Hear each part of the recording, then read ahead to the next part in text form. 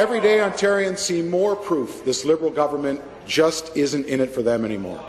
The Premier's office so embroiled in scandal and has set the bar so low on ethical behaviour that even the Toronto Star has had enough.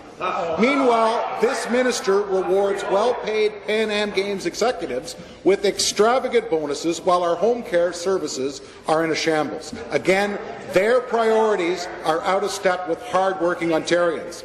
Where I come from, you don't pay a bonus without proof it was earned. Speaker, if the minister is so confident Games executives delivered, why oppose being accountable and transparent by having an independent audit before cutting those checks? Question. Thank you. Minister of Returns and Sports. Well, thank you, Mr. Speaker. The last time I checked, the Para-Pan Am Games were the most successful games in the history of this province.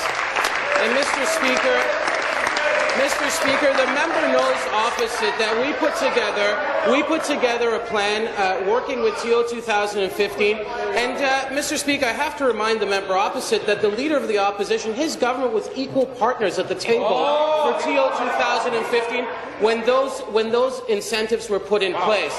But more importantly, Mr. Speaker, these were the greatest games that were ever held in Canada. 217 medals for our athletes. The Para-Pan Am Games were the most successful para-sport games in the history of this province. We saw an increase in spending right across the GTA and within the 50 municipalities in Toronto. In fact, Mr. Speaker, we saw an 8.8% increase in debit card and electronic transfers of spending. Supplementary. Speaker, it's obvious the minister is confused about the issue. We know the athletes performed because we can count the medals and the personal best. We can't do that when it comes to knowing if the games were on budget. Even the Premier admits she doesn't know.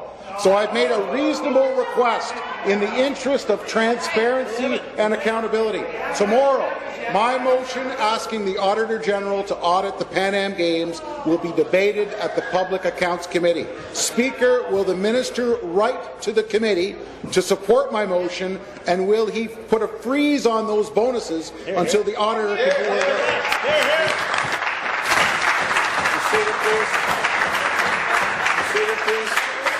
Thank you. Minister. Thank you, Mr. Speaker. The member opposite knows that these have been the most transparent games in the history of any sporting event in this country. In fact, when you look around the world and you compare our practices, we've had 5 technical briefings, Mr. Speaker, many in which the opposition didn't show up to actually get the data. Mr. Speaker, everything was open to FOI, and we've had a lot of those requests come through. These have been very transparent games. Mr. Speaker, we reported a $56 million surplus in infrastructure months ago. And, Mr. Speaker, it's only been a month and a bit since these games have been over. We will have a technical briefing, and I believe we will have some great news to share with the opposition around the success from a financial perspective for these games. New question. The member from London West. Thank you, Speaker. My question is to the